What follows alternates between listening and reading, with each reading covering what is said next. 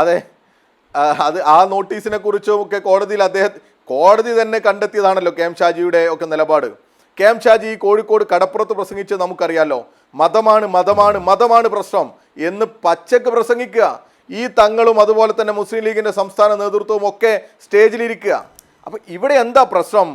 തരാതരം മതത്തെ ഉപയോഗപ്പെടുത്തി രാഷ്ട്രീയ ലാഭത്തിന് വേണ്ടി ഇവർ നിലപാട് സ്വീകരിക്കുന്നു.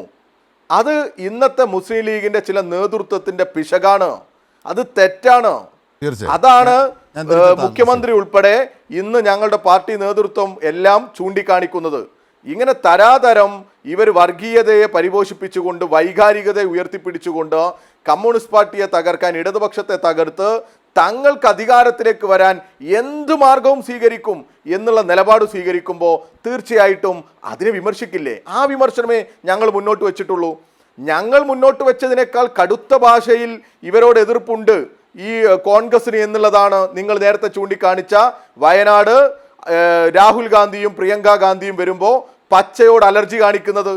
ഞങ്ങൾ അങ്ങനെയല്ല, ഞങ്ങൾ ഇവരെടുക്കുന്ന നിലപാടിനെ കുറിച്ചാണ് ചൂണ്ടിക്കാണിക്കുന്നത്.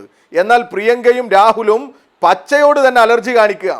കാരണം അത് രാജ്യത്ത് സംഘപരിവാർ ഉണ്ടാക്കുന്ന പൊതുബോധത്തോട് ചേർന്ന് നിൽക്കലാണ്. ഞങ്ങൾ ആ പൊതുബോധത്തിൻ്റെ പിന്നിൽ അണിനിരക്കുന്നവരല്ല. ഞങ്ങൾ മാനവികത ഉയർത്തിപ്പിടിക്കുന്ന രാഷ്ട്രീയം മുന്നോട്ട് വെക്കുന്നവരാണ്. ഞങ്ങൾ RSSനെയും അതോടൊപ്പം ഈ ജമാഅത്തെ ഇസ്ലാമിയെയും SDP-യെയും ഒക്കെ എതിർക്കണം എന്ന നിലപാട് സ്വീകരിക്കുന്നവരാ.